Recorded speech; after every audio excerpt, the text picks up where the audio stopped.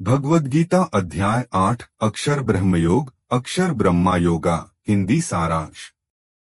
नमस्कार दोस्तों, आज हम भगवद गीता के 8वें अध्याय, जिसे अक्षर ब्रह्म योग कहा जाता है, के बारे में विस्तार से चर्चा करेंगे। यह अध्याय मोक्ष, परमात्मा और जीवन के अंतिम समय में मन की स्थिति के बारे में गहन ज्ञान प्रदान करता है। इसमें भगवान श्री कृष्ण अर्जुन को ब्रह्मा, अध्यात्म, कर्म और मृत्यु के समय मन की स्थिति के बारे में बताते हैं। तो चलिए इस अध्याय को गहराई से समझते हैं। अध्याय 8 का संक्षिप्त परिचय। इस अध्याय में अर्जुन भगवान श्री कृष्ण से कई महत्वपूर्ण प्रश्न पूछते हैं, जैसे ब्रह्मा क्या है, अध्यात्म क्या है, कर्म क्या है, मृत्यु के समय मनुष्य का मन कैसे स्थिर रह सकता है, मोक्ष कैसे प्राप्त किया जा सकता है।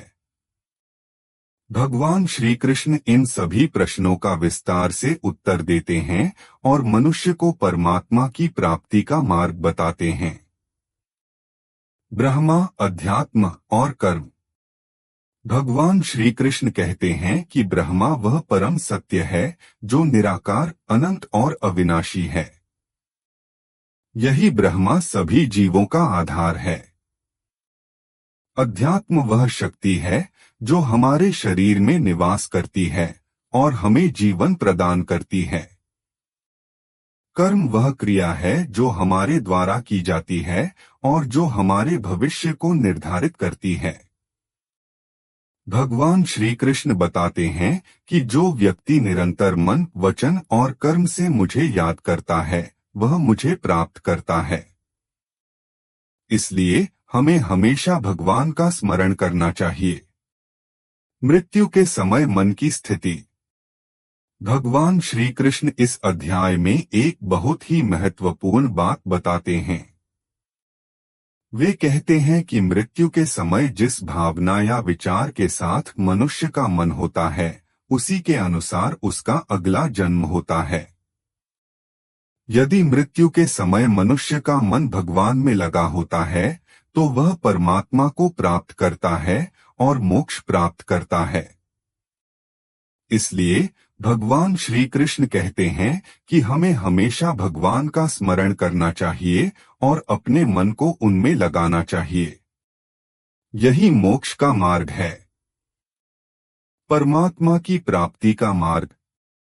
भगवान श्री कृष्ण बताते हैं कि परमात्मा की प्राप्ति के लिए हमें निरंतर अभ्यास और समर्पण की आवश्यकता होती है। वे कहते हैं कि जो व्यक्ति निरंतर योगाभ्यास करता है और अपने मन को भगवान में लगाता है, वह अंततः परमात्मा को प्राप्त करता है। भगवान श्री कृष्ण यह भी बताते हैं कि जो लोग देवताओं की पूजा करते हैं, वे देवलोक को प्राप्त करते हैं, लेकिन जो लोग भगवान की भक्ति करते हैं, वे सीधे परमात्मा को प्राप्त करते हैं और मोक्ष प्राप्त करते हैं। कालचक्र और मोक्ष। भगवान श्री कृष्ण इस अध्याय में कालचक्र के बारे में भी बताते हैं। वे कहते हैं कि सृष्टि का निर्माण और विनाश एक चक्र के रूप में होता है। जो लोग इस चक्र को समझते हैं और भगवान की शरण में जाते हैं, वे इस चक्र से मुक्त हो जाते हैं और मोक्ष प्राप्त करते हैं। अध्याय 8 का संदेश। इस अध्याय का मुख्य संदेश यह है कि हमें हमेशा भगवान का स्मरण करना चाहिए और अपने मन को उनमें लगाना चाहिए। मृत्यु के समय हमारा मन जिस भावना में होगा, उसी के अनुसार हमारा अगला जन्म होगा। इसलिए हमें अपने जीवन को भगवान की भक्ति में लगाना चाहिए और मोक्ष के मार्ग पर चलना चाहिए। निष्कर्ष। दोस्तों, भगवद गीता का 8वां अध्याय हमें यह सिखाता है कि हमारा मुख्य लक्ष्य परमात्मा की प्राप्ति होना चाहिए। हमें अपने जीवन में निरंतर भगवान का स्मरण करना चाहिए और अपने मन को उनमें लगाना चाहिए। यही मोक्ष का मार्ग है।